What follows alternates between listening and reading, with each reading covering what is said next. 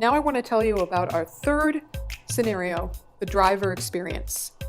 In the future, driving will ultimately go away, and that will happen as soon as 15 years from now, if not much faster.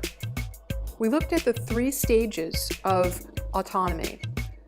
Right now, cars are driver-focused. In the future, they're going to be rider-focused because the driver will have gone away. And then there's this interesting middle state where all the controls are no longer necessary. What does that look like? We first looked at today's experience.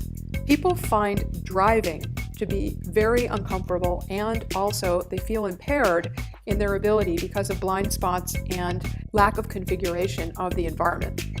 They also think their dashboard is confusing, they can't find things, there's no place for their phone or map or things that they do through their phone that their car doesn't have built in. It's painful, distracted, and impaired. We wanted the experience to be tailored, focused, and enhanced. The dashboard would then be focused just on driving, not on any riding or environment controls. So we sorted all the controls through infinity mapping exercises to separate riding from driving. From there, we could take the driver-only controls that we thought were necessary for the future, which is a small subset of all the controls that you see today on current cars, and map those only out into the dashboard, which we did by making a physical prototype against this 1990s car, by building cardboard outline and then doing user testing on where the controls would optimally go. We didn't have things like you might expect, like battery low to high, because we expect the system to be able to tell us about those as needed. From there, we were able to think of the driver journey. Jane here uses her car as a utilitarian commuter vehicle.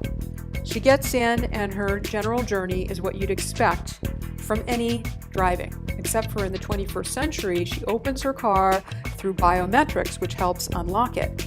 When she gets in, the car configures around her, including the height of her seat. Good morning, Jane. I have adjusted the seat and your steering wheel for you. Are you comfortable? Yes, thank you. Great. Where are we going today? To the Whole Foods Market in the Ventura Hill neighborhood of San Francisco, please. Thank you. I have mapped your route. We will arrive in 15 minutes. As Jane drives away, the system continues to help her. Jane, I notice you are 10 miles over the speed limit. I would suggest slowing down. And it can find out about her mood and adjust accordingly. Jane, I've taken your biometric reading and sense you may be feeling down. Would you like me to play music and adjust the dashboard lighting and interior scent for you? Actually, yes, that'd be great. Thank you. Great. Adjusting your environment now. And then, of course, when Jane arrives, she can lock the car again with biometrics, and the system will shut down. Riders also would enjoy an upgraded experience in the future. Their current experience is constrained based on lack of configurability of the environment. It's immobile, inconvenient, and controlled. We want it to be configurable, flexible, and comfortable. Here's the rider's family. They have bikes, they need to move things, they like to go away on road trips, they work in their car. We imagine then that they might have kids come along, and then what? The new seats would be completely configurable. You could lie them flat, you could move them around, they could swivel, they'd have a little side table just like you'd have on an airline, or you could take them away completely, and you'd have individual controls for your individual environment. We'd also have a shared rider control for all environmental things that affect everyone in the car. Uber's already doing some of this in their rider app, so we looked at all the controls and determined which ones have to do specifically with the environment, which we then grouped and organized. We realized there were also 2 states for riding versus parking. We started with a paper prototype, which evolved into this V1 with 3 sections, where we tested the names of the sections. There were tabs for these sections, for where you were going, the vehicle itself, and the interior.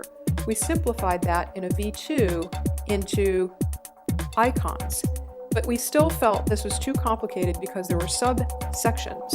So in the final one, we had one simple view that included all the functionality and the map in one interface. And that helps the rider family stay happy and adjust to their needs as they evolve.